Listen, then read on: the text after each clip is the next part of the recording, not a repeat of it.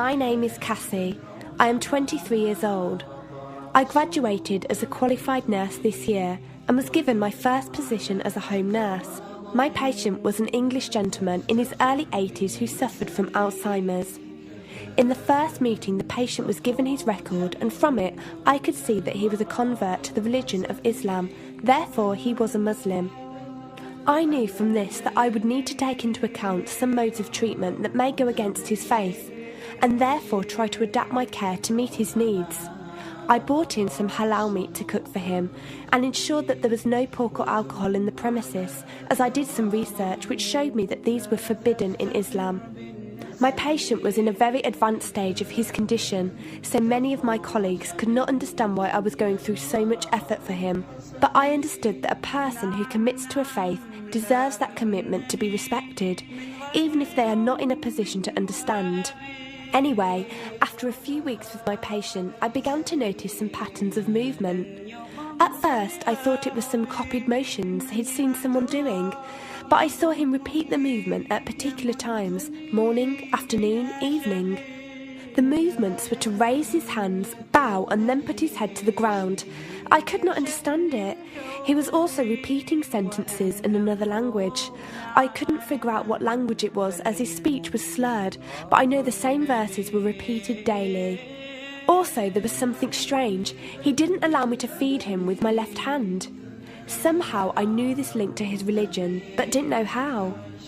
One of my colleagues told me about Talk as a place for debates and discussions.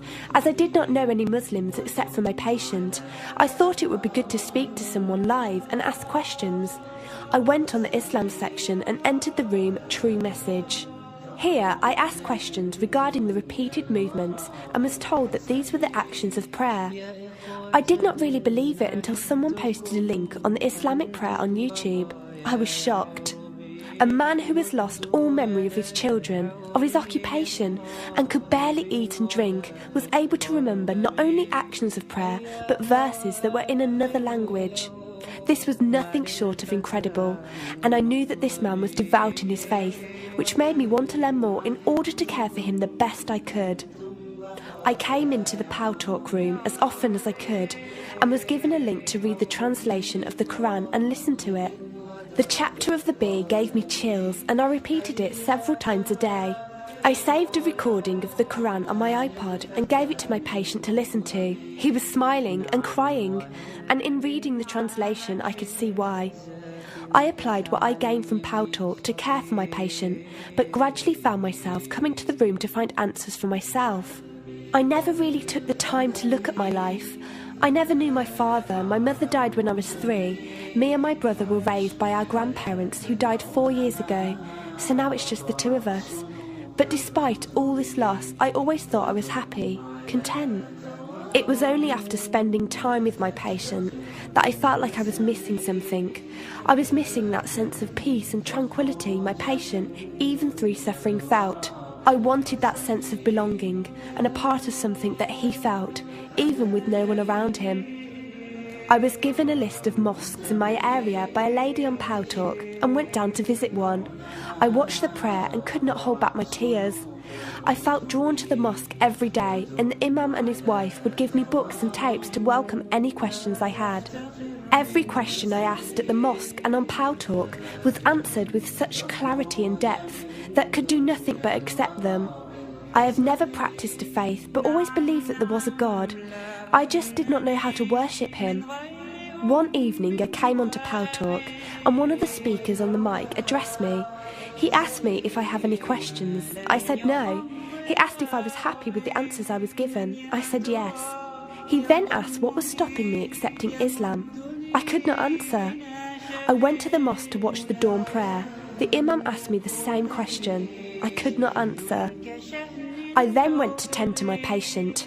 I was feeding him, and as I looked into his eyes, I just realised he was brought to me for a reason, and the only thing stopping me from accepting was fear. Not fear in the sense of something bad, but fear of accepting something good and thinking that I was not worthy like this man. That afternoon I went to the mosque and asked the imam if I could say my declaration of faith, the Shahada. There is no God except Allah. Muhammad is Allah's messenger.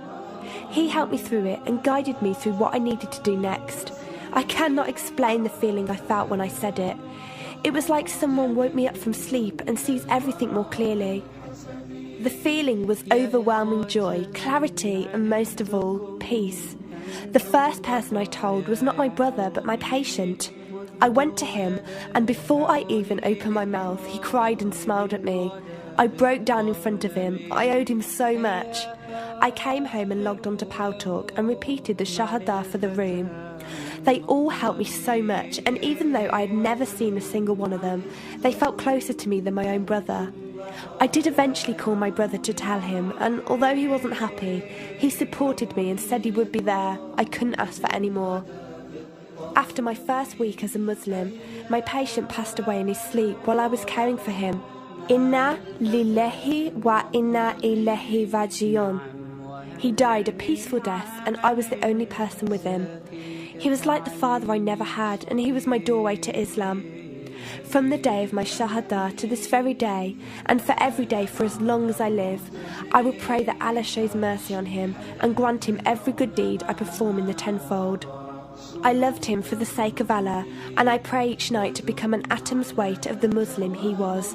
Islam is a religion with an open door. It is there for those who want to enter it. Verily, Allah is the most merciful, most kind.